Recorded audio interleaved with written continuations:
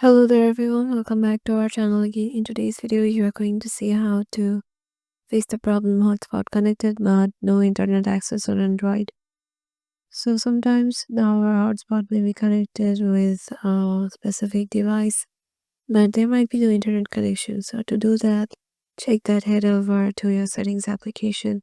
Once you're there, go to connections, and in here go to hotspot and delivery, and just check if there is any changes that you have made. Go to Wi-Fi settings, and here just go to the gear icon and go to view more, and in here tap on proxy and change it to manual, and hopefully this problem will be solved.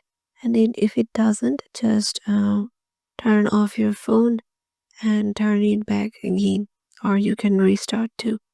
So by doing these two things, your problem with hotspot might be get solved. So yeah, this is how you can just do it. Hope this video will help you out, and we will see you in the next one.